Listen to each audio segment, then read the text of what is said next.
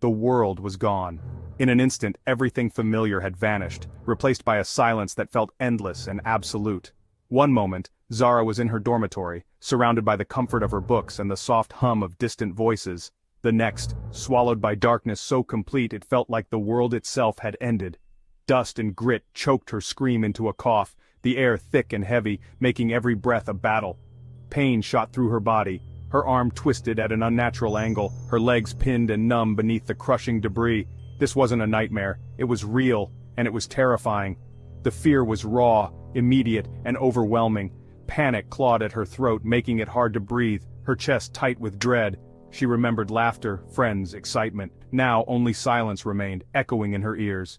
She was alone, buried beneath what was once a building, now reduced to a tomb of shattered concrete and twisted metal. Every breath was a struggle against the crushing weight. Was anyone else alive? Were her friends okay? The questions circled endlessly in her mind. Fear and confusion swirled in her mind, mixing with the pain and the dust. 16, far from home, buried alive in a place that was supposed to be safe. She squeezed her eyes shut, but the darkness was absolute, pressing in from all sides. Her heart hammered in the terrifying quiet, each beat loud in the suffocating silence. She tried to call for help, but only a whisper escaped, lost in the rubble. The air was thick, tasting of cement and metal, every inhale scraping her throat raw. How long could she survive? Minutes? Hours? Time seemed to stretch and warp in the darkness. Her mind replayed the last seconds, the rumble, the shaking, the ceiling collapsing, the world turning upside down. There was no time to react, no warning, just chaos and then silence. Now she was in a tomb made from the very school she came to help rebuild, the walls that once sheltered her now her prison. The irony was cruel, she came to build, only to be buried as it fell, her dreams crushed beneath the ruins. The weight of despair pressed heavier than the rubble itself, threatening to smother the last flicker of hope inside her. Just days before, Zara was packing under the California sun, nervous but excited for her volunteer trip to Turkey. She was shy but determined to make a difference, learning Turkish phrases and fundraising for supplies. The village welcomed her with smiles and sweet tea. She worked hard, mixing cement and painting walls. Each day she grew more confident, finding purpose and connection. Her hands ached, but her heart was full. She was part of something bigger. This trip was changing her, making her braver than she'd ever imagined. She felt she was exactly where she was meant to be. The night the earthquake struck began like any other. Warm air, laughter, and plans for the weekend.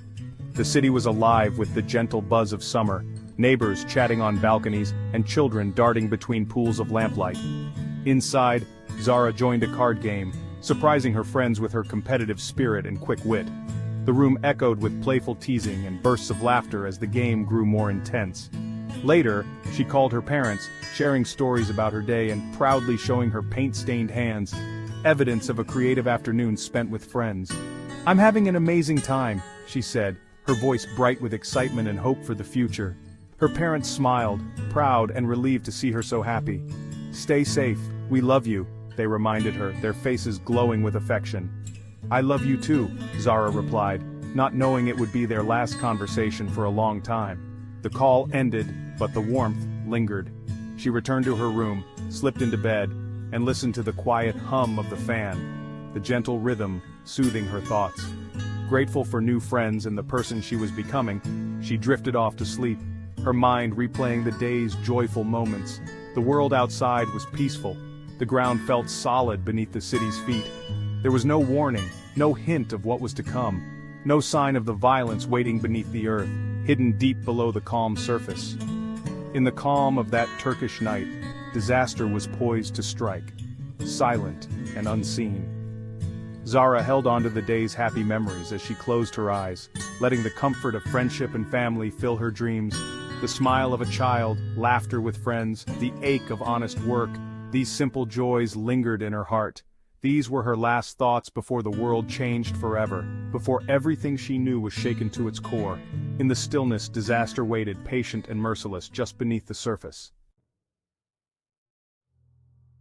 It started with a low rumble growing into a violent jolt that threw Zara from her bunk.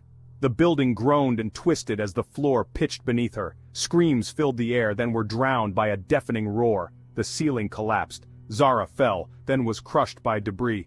The chaos lasted less than a minute, but it felt like forever. The dormitory became a tomb, the ground she trusted betrayed her. Dust filled the air, choking out light and hope. As darkness consumed her, her last thought was a desperate question. What was happening? She didn't know it yet, but she had just fallen into a nightmare she'd have to fight to escape.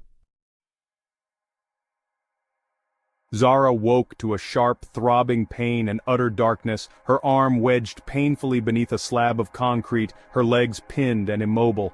The world above had vanished, replaced by a suffocating silence and the weight of debris pressing down on her. Panic surged through her veins, threatening to overwhelm her. But she forced herself to breathe, to focus, to act instead of freeze. With trembling fingers, she searched the rubble around her and found her phone. Cracked, covered in dust, but miraculously still working. The screen glowed weakly. 5% battery, no signal. The odds felt impossible, but she refused to let despair win. She recorded a message, her voice trembling. "Mom, Dad, I'm trapped. I love you. Please don't give up on me." She turned on the flashlight, its beam slicing through the darkness, revealing a tiny air pocket and, miraculously, a dripping pipe, water. She twisted her body, straining against the pain to catch the precious drops, each one a lifeline in the suffocating dark. To keep her mind sharp and stave off panic, she talked to herself, narrating every small action, every thought, every hope. "Okay, Zara, you have water. Stay awake, stay alert, you can do this," she whispered, clinging to routine. The sound of her own voice, echoing in the silence, became a fragile comfort, a reminder that she was still alive, still fighting. She rationed her energy, forcing herself to rest, to fight the creeping despair and exhaustion that threatened to pull her under. The darkness pressed in from all sides, but somewhere deep inside, hope flickered, a stubborn, persistent flame. She clung to the thought of rescue, refusing to surrender, her mind replaying memories of loved ones and dreams of freedom. Every moment was a battle between fear and determination, between giving in and holding on. She focused on survival, grounding herself with each slow, deliberate breath, one heartbeat at a time. The phone's light faded, growing weaker with every passing minute, but her will to survive burned brighter than ever. In the tomb of rubble and darkness, hope was her only weapon, and she wielded it fiercely, refusing to let go. Above, chaos reigned. The village was in ruins, rescue teams overwhelmed. Zara's parents, thousands of miles away, woke to the news, an earthquake in Turkey, near their daughter's village. Calls went unanswered, information was scarce. They clung to hope, watching news of survivors pulled from rubble. Their home became a command center, every hour of silence agony. As days passed, hope faded, replaced by fear. The rescue was slow, the devastation immense. All they could do was wait, praying for a miracle. In the darkness, Zara was fading. Thirst burned, hope flickered. Suddenly she heard scratching above, then a bark. A rescue dog. She tapped a piece of metal against the concrete, desperate to be heard. Above, Max the German shepherd barked and pawed at the rubble. His handler listened. Tap, tap, tap. "We have a survivor!" The rescue team sprang into action. Hours passed as they dug, calling down to reassure her. Hearing their voices gave Zara strength. Finally, after 48 hours, a beam of light pierced the darkness. "We've got you," a rescuer said as they lifted her out. Tears streamed down her face. She was alive. Her spirit, tested by darkness and fear, had endured. Her survival was a message. Even alone and powerless, courage and hope can light the way. Hope is stronger than fear. Zara's story became a beacon for others. In the darkest places, a single spark of hope can save a life. And sometimes that's all you... What's something people don't know about stories? They never truly end. There's always a new adventure waiting for you. Just pick your next tale and I'll meet you there.